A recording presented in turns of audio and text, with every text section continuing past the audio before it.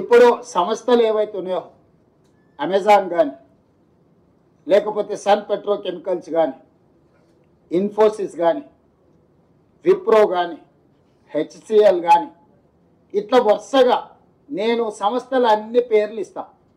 ఒకవేళ ఈ ప్రభుత్వం గొప్పల కోసం ప్రచారం చేసుకుంటే ఆ సంస్థలు ఎక్కడైనా వాళ్ళు అధికారికంగా మేము ఒప్పందాలు చేసుకున్నామని అంటారా? అంటే ఒక మనిషి యొక్క లేఖితనము అజ్ఞానము. ఇప్పుడు ఐటీఈఎస్ సింగపూర్ ప్రభుత్వం మాతో ఒప్పందం చేసుకున్నది సాంకేతిక పరిజ్ఞానంతో. అంటే సింగపూర్ ప్రభుత్వము మాతోని ఒప్పందం చేసుకో మేము కాదు, వాళ్ళు చెప్తున్నారు కదా. అదేవిధంగా ఎస్టీటీ డేటా సెంటర్ సింగపూర్ నుంచి, అదేవిధంగా క్యాపిటల్ ల్యాండ్ ప్రపంచంలోనే పెట్టుబడులు Blackstone investments capital land అనేది ఒక పెద్ద సంస్థ, ఆల్రెడీ వాళ్ళ ప్రజెన్స్ ఇక్కడ ఉంది ఆ సంస్థ. అదేవిధంగా HCL tech, Infosys, Wipro, Eclat health solutions, world economic ఫోరంలో ఉండే digital health actual, Skyroot aerospace ఇక్కడ ఆల్రెడీ రాకెట్లు తయారు చేస్తున్నారు మీకు తెలుసు కదా వాళ్ళు.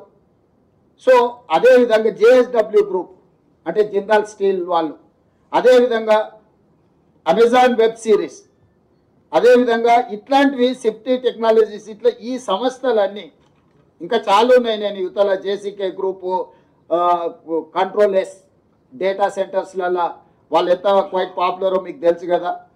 యూనిలివర్, ఇప్పుడు మన దగ్గర ఉన్న హిందుస్థాన్ లివర్ లిమిటెడ్ ఒరిజినల్ మాతృక యూనిలివర్, వాళ్ళు వాళ్ళ సంస్థను ఏర్పాటు చేస్తామన్నారు. అదేవిధంగా సుహానా మసాలా, రామ్కీ గ్రూప్, యూబీఎస్, అంటే ఇట్లా ప్రపంచ స్థాయిలో పేరెన్నికగన్న సంస్థలు వాళ్ళ ప్రతినిధులు వాళ్ళ సిఇఓలు దావోస్ వరల్డ్ ఎకనామిక్ ఫోరంకి వచ్చి తెలంగాణ పెవిలియన్, మేము వాళ్ళ ఆఫీస్లోకి వెళ్ళలే, ఎక్కడైతే తెలంగాణ రాష్ట్ర ప్రభుత్వం యొక్క అధికారిక కార్యక్రమాలు నిర్వహించే స్థలం ఉన్నదో వాళ్ళు అక్కడికి వచ్చి అపాయింట్మెంట్ తీసుకొని తెలంగాణ రాష్ట్ర ప్రభుత్వంతో ఒప్పందం చేసుకున్నారు. ఇవాళ ఆ ఒప్పందాలను కూడా ఇప్పుడు ఆయన అన్నాడు కదా, ఈ లిస్టు మీకు అఫీషియల్గా మా ప్రతినిధులకు చెప్తాను, ఈ టోటల్ అఫీషియల్ డాక్యుమెంట్ మీకు రిలీజ్ చేస్తాం, ఏ సంస్థ నుంచి ఎన్ని వేల కోట్ల రూపాయలు ఒప్పందం చేసుకున్నాము.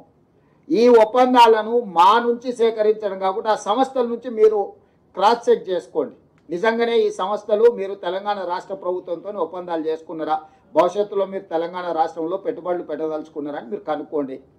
60,000 కోట్ల రూపాయల ఒప్పందం చేసింది అమెజాన్, 45,000 కోట్ల రూపాయల ఒప్పందం చేసింది సన్ పెట్రోకెమికల్స్. అంటే 1,05,000 కోట్ల పెట్టుబడులు ఈ రెండు సంస్థల గురించి నేను వివరాలు చెప్తున్నా. మిగతా ఇన్ డీటెయిల్ ఇక్కడ ఉన్నది. ఈ సంస్థలన్నిటిని కూడా మీరు పోయి వెరిఫై చేయండి, నిజ నిర్ధారణ కమిటీ వేసుకొని. ఇప్పుడు ఈ లిస్ట్ అంతా దాదాపుగా ఎంతమంది సంస్థలతోని, దాదాపుగా 25 సంస్థలతో చేసుకున్న ఒప్పందాలను, 25 ఒక 3 28 సంస్థలతో దాదాపుగా చేసుకున్న ఒప్పందాలు అన్నిటిని కూడా ఆ సంస్థల వివరాలు, ఎన్ని వేల కోట్ల రూపాయల ఒప్పందాలు వాళ్ళతో చేసుకున్నాం మీకు పూర్తి వివరాలు అందిస్తాము. మీరు పోయి ఆ సంస్థలతో క్రాస్ చెక్ చేసుకోండి.